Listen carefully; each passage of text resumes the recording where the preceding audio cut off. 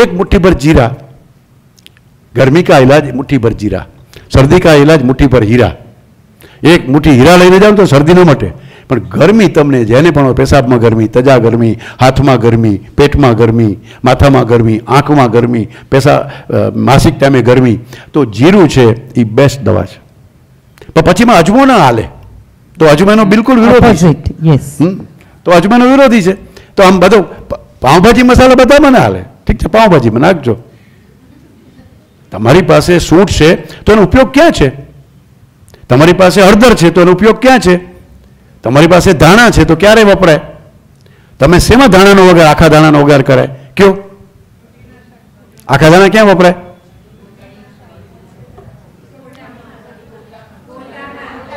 ગોટામાં, પછી ઢોકળામાં. જ્યારે જ્યારે પિત્ત કરે, ગેસ કરે એવી આઈટમ તો ધાણા પહેલેથી જ આખા ધાણા હોય, એમાં એસિડિટી ન થવા દઈએ બિલકુલ. પછી તો એસિડિટી હોય તો દાણા સીધું સાકર સાથે ખવાય, પણ ન થવા દઈએ એટલે એ નાખ્યું છે કે ઢોકળા છે કે આવી કોઈ પણ છે, પાતળા છે, ગળામાં તમારે અંદર ગોટામાં નાખવા પડે તો પચવામાં મદદ કરે, એસિડિટી જ ન થાય એટલે આખા દાણા નાખવાના હોય. એનીવે, બેને પ્રશ્ન પૂછ્યો કે ઘઉં વિશેની જે અત્યારની થોડી માન્યતાઓ, કલ્પનાઓ બધું હાલી નીકળ્યું છે અથવા તો બહુ સારું નીકળ્યું છે, શેર કરીએ છીએ. તો શેરમાંથી સવા શેર એટલે આયુર્વેદ. તમે જે શેર કરો છો એમાં આયુર્વેદની વાત પણ ગમે એમ કરીને શેર કરો. જુઓ, એમાં ઘણા બધા પ્રશ્નોના જવાબ તમને આવી જશે. આ ઘઉં વિશે એમણે બહુ સરસ કાઢ્યો. આખું સાઉથ ઇન્ડિયા 5 રાજ્યો બાય એન્ડ લાર્જ ઘઉં ખાતા નથી. નોર્થ ઇસ્ટ આખું ઘઉં ખાતા નથી. 7 રાજ્યો, 7 ને 5 12. ઉત્તરાખંડમાંય ઘઉં નથી ખવાતા. ઉત્તરાખંડ, દેહરાદૂનની બાસમતી, જ્યાં દેહરાદૂનની બાસમતી છે ને ત્યાં ઘઉં નથી ખવાતા. પંજાબ, હરિયાણા અને રાજસ્થાન આ 3 એવા છે જેમાં ઘઉં ખવાય છે સાધારણ રીતે, બાકી ક્યાંય ઘઉં ખવાતા નથી. ગુજરાત ને મહારાષ્ટ્ર આપણે મિક્સ છીએ ઘઉં અને ભાતવાળા. તો ઘઉં બેઝિક ખાવાની વસ્તુ નથી. ઘઉંના લાડુ બને, ઘઉંના ફાડાની લાપસી સરસ થાય. રોટલી છે ને એ જાજી ખાવા જેવી વસ્તુ નથી. ઘઉં ખાવા, લોટ ખાવા જેવો નથી. રોટલી નથી કહેતો હું, પણ લોટ ખાવા જેવી આઈટમ નથી. જ્યારે ઘઉંની વાત કરો છો ત્યારે ઘઉંના ફાડા બહુ જ સારા છે. લાપસી, આપણી લાપસી તો આંધણ મૂકવાના હોય, ચૂરમાના લાડુ તો પ્રસંગ ઉજવવાના હોય. અને ઘઉંના ફાડાની ખીચડી બનાવી શકાય. બનાવો ને, કોઈ વાંધો નહીં. ટૂંકમાં લોટનો વિરોધ છે. જ્યારે ઘઉંની વાત કરી છે ત્યારે તમારે લોટનું ધ્યાન રાખવાનું. અને ઘઉંના ફાડાને દૂધમાં રાંધીને ખાવા સારા કે છાશ? 3 રીતે ખવાય. 3 રીતે. એક તમે મીઠા દલિયા દૂધ સાથે, ખાલી ખાંડ સાથે કરી શકો. એક તમે બધા શાકભાજી નાખીને વઘારી શકો, એમાં છાશે નાખી શકો. અને એક તમે ખાલી પાણી સાથે એમને બાફીને ખાઈ શકો. મીઠું નાખવું હોય તો એ છૂટ છે, ઉપરથી ગોળ નાખવું હોય તો એ છૂટ છે. બધી રીતે ખવાય ઘઉંના ફાડા. દૂધ નાખીને ખવાય તો પછી છાશ ન નાખવાની. છાશ નાખો તો શાક પણ નાખી શકાય. બધા શાક છે તો છાશ ચાલે પણ ન પણ ચાલે. અને હિતેશભાઈ, દૂધ અને દહીંની જે વાત છે તો કાંઈ ઘીની વાત ના, દૂધ દહીં, દાખલા તરીકે કઢી હોય તો દૂધ પાક ના લેવાય, કે જે બંને વસ્તુનું પેરિંગની વાત છે એ શું છે? વિરુદ્ધાહારની થોડી ચર્ચા. હા, વિરુદ્ધાહાર. પહેલે છેલ્લે ને એની ચર્ચા કરીને પછી એમાં આપણે જઈએ કે ભોજનાંતે શું. તો ભોજનાંતે પીબેત તક્રમ. હમણાં છાસની વાત આવી ને, તક્ર એટલે છાસ. કિમ વૈદસ્ય પ્રયોજનમ. જેને છાસ બનાવતા આવડે અને પાછું માખણ ન જાય, થોડી નાર ફુવડ કહેવાય ને, એટલે છાસ બનાવતા આવડે એ તો શીખડાવ્યું. હાલો, પણ બનાવીને માખણ કેમ કાઢવું એ જરા ટેઢી ખીર છે.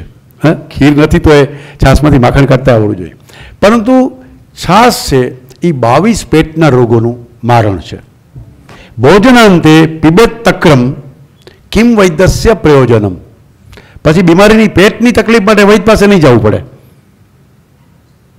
તો છાસ છે એ જમીને પીવી. એને સંસ્કૃત શબ્દ છે તક્ર, મરાઠીમાં તાક કહેવાય છે. એમાંથી જ અભ્રંશ થયેલું છે. કોઈ હશે મરાઠી સ્પીકિંગ તો ખબર હશે. તો ભોજનાંતે, જમવાના અંતે છાસ પીવાની. કાઠિયાવાડમાં તમે જાઓ અને છાસ ન હોય તો એમ કે આ જમાડ્યા નહીં. કચ્છમાં જાઓ તો વચ્ચે વચ્ચે ઘડી ઘડી છાસ જોઈએ. અમે તો છાસ વગર હાલે જ નહીં.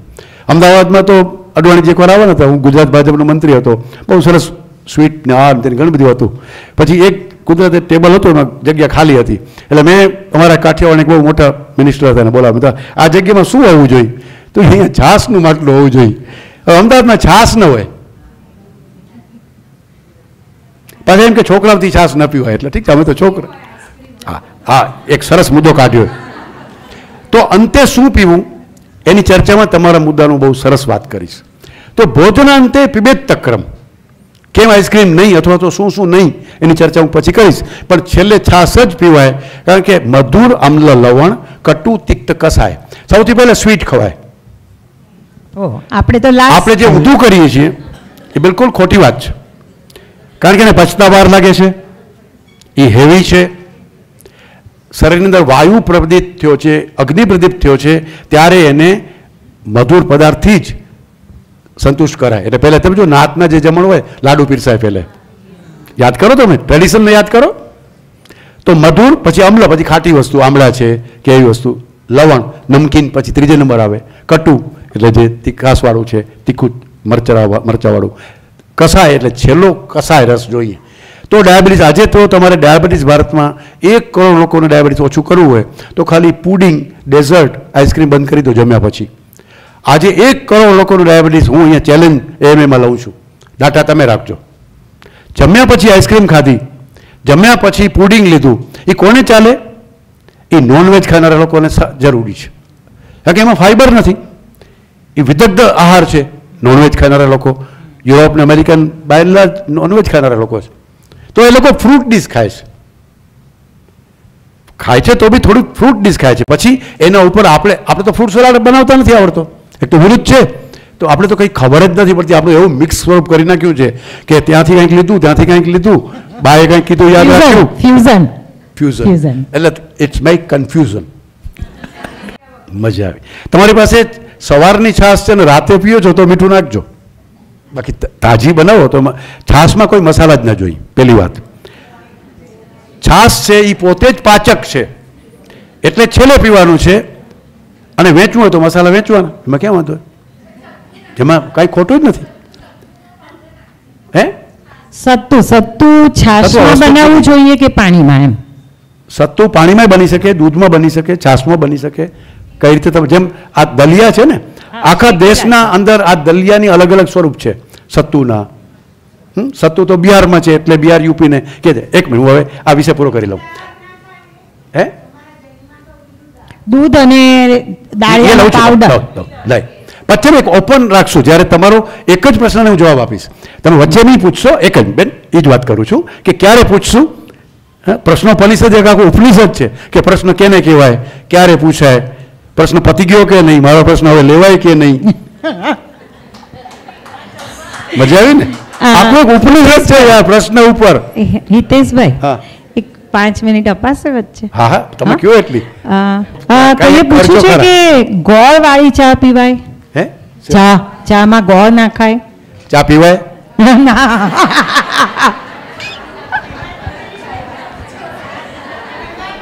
ટ્રુ, સાચી વાત છે, ચા જ ના પીવાય.